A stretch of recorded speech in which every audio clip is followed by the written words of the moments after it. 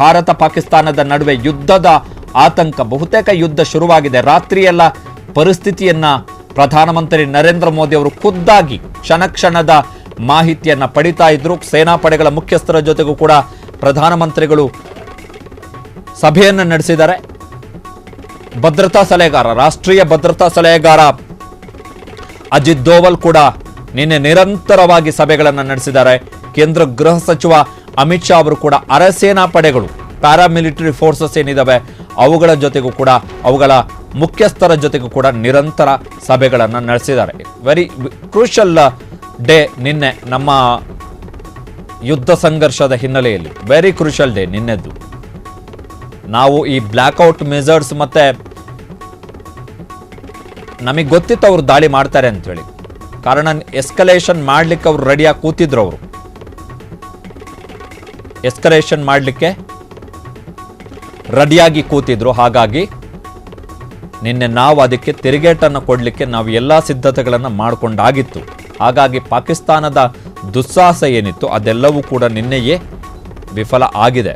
ಹಾಗಂತೇಳಿ ಇವತ್ತು ಪಾಕಿಸ್ತಾನದವರು ಇವತ್ತು ಸುಮ್ಮನೆ ಇರ್ತಾರೆ ಅಂತ ಹೇಳಿ ಹೇಳಕ್ಕಾಗಲ್ಲ. ನಾವು ನೈಟ್ ಟೈಮ್ ಯುದ್ಧ ಮಾಡ್ತಿದ್ದಾರೆ, ನೈಟ್ ಟೈಮ್ ದಾಳಿಯನ್ನು ಮಾಡ್ತಿದ್ದಾರೆ. ಮೊನ್ನೆ ದಾಳಿ ಆಗಿರುವಂಥದ್ದು ಕೂಡ ನೈಟ್ ಟೈಮೇ, ರಾತ್ರಿ ಹೊತ್ತಲ್ಲೇ ದಾಳಿ ಆಗಿರುವಂಥದ್ದು. ಅವ್ರಿಗೆ ಭಯ ಬೆಳಗಿನ ಜಾವ ಅಥವಾ ಹಗಲೊತ್ತಲ್ಲಿ ನಾವು ದಾಳಿಯನ್ನು ಮಾಡಿಬಿಟ್ರೆ ನಮ್ಮನ್ನು ಹೊಡೆದುರುಳಿಸ್ತಾರೆ ಅಂತೇಳಿ ಗೊತ್ತಿದೆ ಅವರಿಗೆ. ಫೈಟರ್ ಜೆಟ್ಗಳನ್ನು ಹೊಡೆದು ಬಿಸಾಕ್ಬಿಡ್ತೀವಿ ನಾವು ಅಂತೇಳಿ ಭಾರತದವರು, ಅಂದರೆ ನಾವು. ಹಾಗಾಗಿ ರಾತ್ರಿ ಹೊತ್ತೇ ದಾಳಿ ಆಗ್ತಾ ಇದೆ.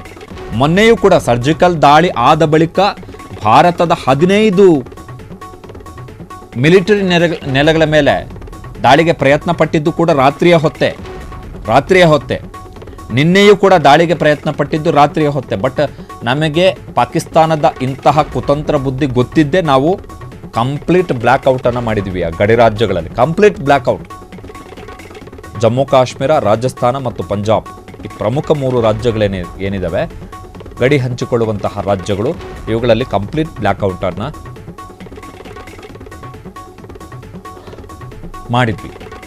ಸೇನಾಪಡೆಗಳ ಮುಖ್ಯಸ್ಥರ ಜೊತೆಗೆ ಪ್ರಧಾನಮಂತ್ರಿಗಳು ನಿರಂತರ ಸಂಪರ್ಕದಲ್ಲಿದ್ದಾರೆ. ಪಿನ್ ಟು ಪಿನ್ ಮಾಹಿತಿ ಏನಾಗ್ತಿದೆ, ಪಾಕಿಸ್ತಾನದ ದುಸ್ಸಾಹಸ ಎಲ್ಲೆಲ್ಲ ಆಗಿದೆ, ನಾವು ಅದನ್ನು ಹೇಗೆ ತಡೆದಿದ್ದೀವಿ, ಜೊತೆಗೆ ಮುಂದಿನ ಕ್ರಮಗಳು ಏನು, ಇವುಗಳಿಗೆ ಸಂಬಂಧಪಟ್ಟ ಹಾಗೆ ನಾವು ಪಿನ್ ಟು ಪಿನ್ ಮಾಹಿತಿ, ಕ್ಷಣ ಕ್ಷಣದ ಮಾಹಿತಿಯನ್ನು ಮಾನ್ಯ ಪ್ರಧಾನಮಂತ್ರಿಗಳು ಸೇನಾಪಡೆಗಳ ಮುಖ್ಯಸ್ಥರಿಂದ ಪಡಿತಾ ಇದ್ದಾರೆ. ಜೊತೆಗೆ ರಾಷ್ಟ್ರೀಯ ಭದ್ರತಾ ಸಲಹೆಗಾರ ಅಜಿತ್ ದೋವಲ್ ಅವರು ಕೂಡ ಪ್ರಧಾನಮಂತ್ರಿಗಳ ಜೊತೆಗೆ ನಿರಂತರ ಸಂಪರ್ಕದಲ್ಲಿದ್ದಾರೆ. ರಾತ್ರಿ ಇಡೀ ಕೇಂದ್ರ ಗೃಹ ಸಚಿವ ಅಮಿತ್ ಶಾ ಅವರು ಪ್ಯಾರಾಮಿಲಿಟರಿ ಫೋರ್ಸಸ್ ಅಥವಾ ಅರೆಸೇನಾ ಪಡೆಗಳು ಅಂತ ಹೇಳಿದ್ರೆ BSF, ಅಸ್ಸಾಂ ರೈಫಲ್ಸ್, CRPF ಇಂತಹ ಪ್ರಮುಖ ಅರೆಸೇನಾ ಪಡೆಗಳ ಜೊತೆಗೆ ನಿನ್ನೆ ರಾತ್ರಿ ಇಡೀ ಸಭೆಯನ್ನು ನಡೆಸಿದ್ದಾರೆ ಮಾನ್ಯ ಗೃಹ ಸಚಿವರು ಅಮಿತ್ ಶಾ ಅವರು.